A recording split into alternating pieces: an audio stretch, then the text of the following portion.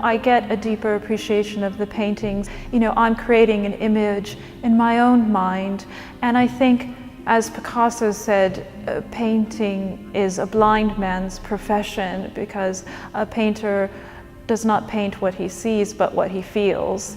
I'm getting an emotional sense. So for example, with the Turner paintings and the rain, steam and speed behind us here, the way that it's painted, how the paint is put onto the canvas, and if somebody describes that to me, that it's impasto and thick in places and then thin, and that he scraped his palette knife, it looks like he scraped his palette knife across the canvas, and you're getting the feeling of the artist painting it, that the emotion that was going into it as he painted, as he was laying the paint on the canvas, and what he's trying to express. Turner was very interested in when you looked at a color and then closed your eye and saw the opposite color on your retina and how that worked.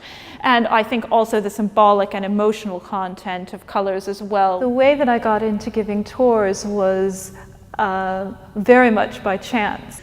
The way I select the works for each exhibition is a combination of starting out by reading the catalog, then coming to visit the exhibition, and also then what just catches my interest.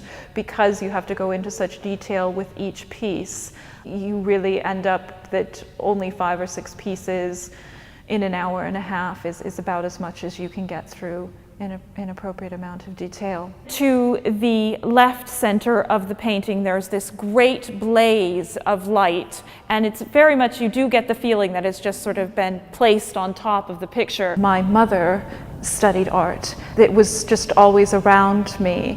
By the age of 17, I took an advanced placement course in the US for art history, and I have to say that the teacher who taught the course was very recalcitrant to take a partially sighted student in her class. It worked because I had the support of my mother, who would make flashcards for me and highlight particular elements of the paintings on these flashcards, so they'd be slightly larger.